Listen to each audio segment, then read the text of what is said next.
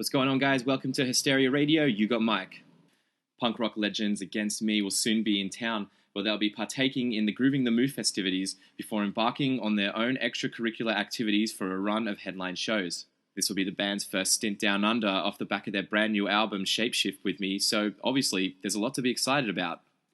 Today we're fortunate enough to get time to speak with the band's vocalist and fearless leader, Laura Jane Grace. Laura, thank you very much for taking the time to chat today. First things first, how's everything in your world going? I'm good. How are you? I'm doing okay. Well, actually, I've just woken up here, and it appears that this flu that I've been battling for the past 10 days or so has won the battle overnight. But other than that, I'm doing okay. Oh, right on. Well, I hope it passes soon. Thank you. But I apologize for sounding like a washed-up corpse for you this morning. You sound great. Don't worry. Thank you. Well, whereabouts in the world are you right now? I'm in Chicago at home right now. Really, it's only been a couple of days since you wrapped up the big Green Day tour. So is this a bit of downtime? Yeah, no, it is. I had I had a solo obligation last weekend in Madison, Wisconsin, which is about 2 hours from here. And went up and I did that, and then hung out in Madison for a little bit. But other than that, yeah, it's been kind of take it easy time, and I've just been hanging out with my daughter and enjoying Chicago. The weather's been great. And, right on. You know, well, there's not much time to where it's like I can start some kind of project or something like that before leaving on the next tour. So I kind of like breaks like that. Well, I got to start with the Green Day tour because that must have been such an incredible experience, and I know that you kind of talked about it a little bit more. But you know, I gotta know, you know, as a fellow huge Green Day fan, how was that? Incredible, like, amazing. You know, I said it on stage every single night. Like I let everyone know, like, you know, Green Day is the first concert I ever went to when I was in like 1993, just as Dookie was coming out.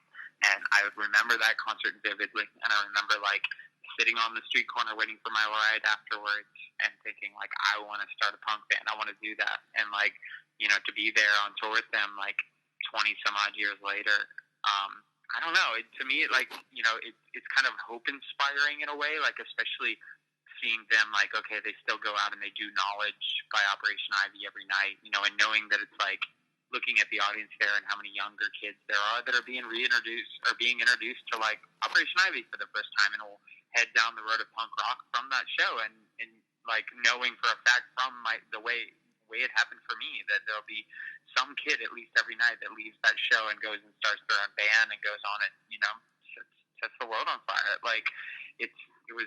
I don't know. It was just, I can't really gush enough about the tour. It was an all-around amazing experience, and they were all like, you know, total sweethearts and really took care of us, and it was really just incredible. Well, that's what I've heard, because I've spoken to a few bands that have supported them now, and it seems like they're just class acts. Like they're just straight up good dudes to hang with.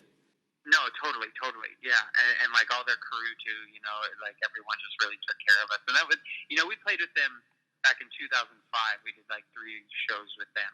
And one of them was Giant Stadium. And Giant Stadium was like huge. It was like 50 some odd thousand people. And like, you know, back then, now too, it's like, you know, they don't need us to draw an audience. You know, like they can fill the venues that they're playing on their own. They don't need any band's help. And so like knowing that and then seeing the way they treat you, of still like treating you like you're just as important part of the show as them, you know, like, and with catering and dressing rooms, whatever, you know, like, that just speaks to them as people and still being in touch with what matters, you know? Sure. Like, oh, cool. Like, you know, oh, James's amp broke on stage tonight? Oh, cool. Billy Joe's just going to let James borrow his amp. Like, awesome, you know? Well, obviously, I mean, Against Me is no, you know, small band by any stretch of the imagination. You've got, you know, legions of followers and a legacy that you're leaving behind. So not too unlike Green Day in that respect. But, you know, do you still take away from them some of the, do you learn from them and just kind of look on and watch on this big, massive machine and see how it all works? Because, you know, Against Me will be playing stadiums one day. I like the way you think. I do, honestly. Like, I would make a point of it every single night on the tour to at least go out for a little while from a different point in the crowd and watch and try to learn something, you know, whether or not that was like, oh, that's how you work a room this big, or like even like, oh, that's the way they're timing it with where the pyro is and the explosions, or like, oh, isn't that interesting how the light, like, because they'd have these rigger people who would climb up into the scaffoldings and would be up there the whole show. And just like, I mean, you have such an opportunity on a tour of that scale to learn so many different angles of music and of what it takes to put on like a concert of that size. It's really like just an incredible opportunity to learn. Right on. Well, you said some crazy words, explosions, pyros, and anything. Do you have any of these things you have in store for your Australian fans for your upcoming run? We don't quite have the budget for pyro or explosions. Although it was funny, on the very last night of the Green Day run, they were setting off the flashbangs during our set. So we might be playing, and all of a sudden it'd be a huge like boom, and we'd be startled in our song. But I'm really looking forward to this run down there. Like specifically, just like with the Groove and the Moose shows, with the opportunity to go to so many places we've never been to in Australia. We've been really lucky in that we've come there, a good dozen times. But like those are all cities that we haven't gotten to see. So like going to the places we haven't been while still going and doing the headlining shows in the big cities on the days off, like that's like perfect mix of exploring and also familiarity. Sure. Well, I mean, you're about to see, look, I look through the lineup, like I don't even know where some of these places are. You're going to be going to cities that Australians won't even go to. And it's always really great because when you go to these places, these people literally will never get any shows. They don't get anything. They're so kind of so far away. Once you guys play there, it's this kind of thing like, they'll be talking about the Against Me show for years to come. It'll be one of those kind of shows.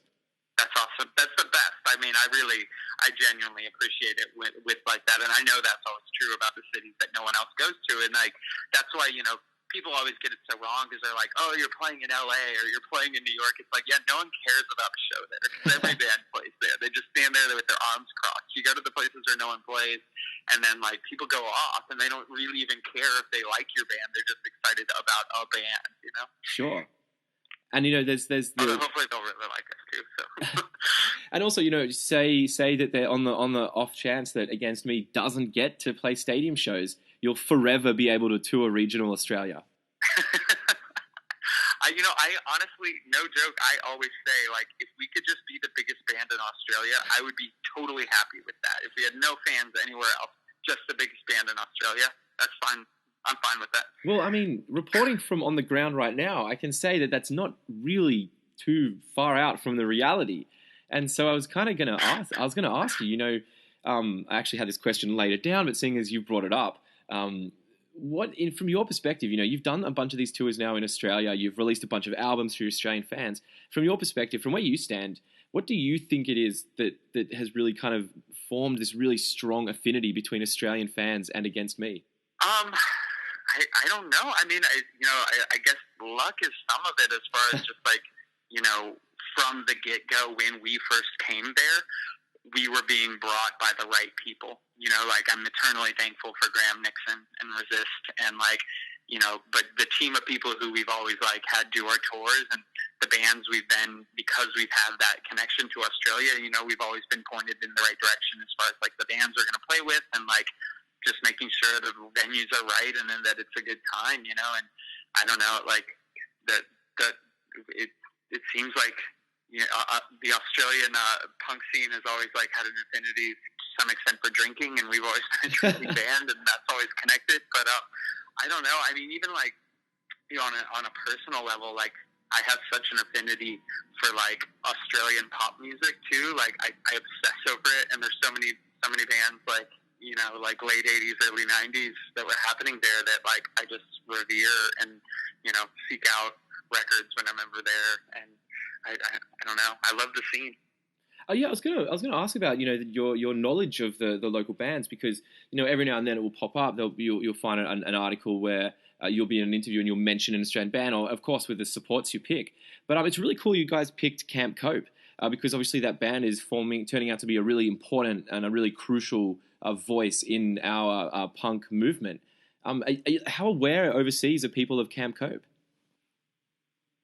Well, I was made aware through friends even who had met a couple of people from the band from travels and stuff like that. So there's a general knowledge and awareness, but I'm super excited about touring with them, and I look forward to it. Right on. Well, I mean, you must be aware how important they are. You know, they're really kind of championing the whole notion, you know, the crazy notion that women should feel safe at gigs.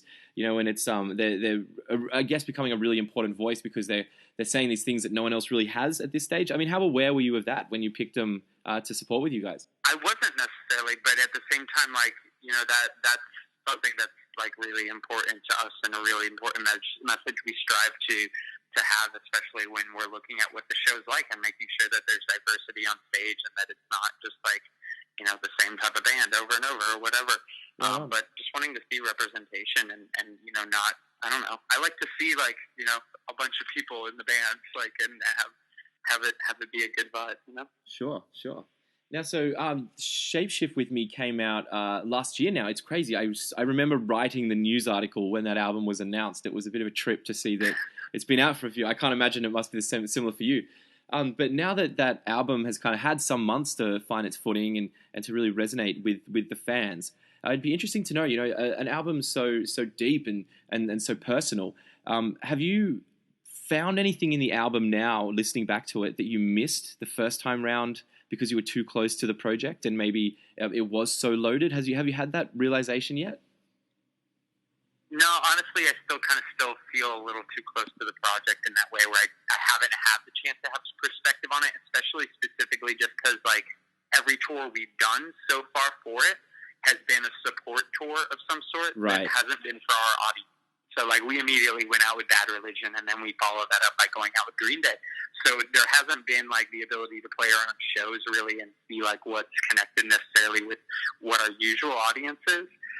And, I mean, honestly, like, you know, starting in August of last year, my life was just, like, it was just, like, turned upside down, and I was going, like, at full speed, you know, with record coming out, going on that tour immediately, and then book coming out at the end of that first tour, and then, like, doing book tour, and then right into Green Day. So it's just been, like, nonstop, like, amazing things happening, amazing shows, and, like, lots of cool opportunities, but not a chance to, like, really catch my breath in any kind of way or think about it or digest it, you know? Right. Well, it's interesting. So, I mean, this must be, the Australian run must be one of the first tours you're doing, fully servicing the album. Is that right? Yeah, it is. It's the second one. Right. Yeah, that's like a headlining tour that we're doing, because we did like a short run in December in Europe and in the UK. Sweet. But that was like, it was not a very substantial run or anything. So wow, so you could be having these realizations on stage in Australia as you're playing these songs when you play it back and you go, wow, like, that was a really good line I wrote back last year. I suppose I could be. And I always find, you know, Australia is a great place for reflection and contemplation like that. I mean, I like going on long walks after and before the show around the cities and thinking, you know, when you got that long flight to think on the way there. Yeah. And also the drinking thing you mentioned before, drinking helps thinking. Yes, that's true. So I imagine it's going to be a very introspective tour for you then. It will be. Awesome. Against Me will be in town this coming May, where they'll be performing as part of Grooving the Move festivities throughout regional Australia, before hitting their own headline shows, where they'll be going to Brisbane on Wednesday 3rd of May, Hobart on Thursday 4th of May, Melbourne on Friday 5th of May, Wollongong on Wednesday 10th of May, Sydney on Thursday 11th of May, and finishing up in Perth on Friday the 12th of May.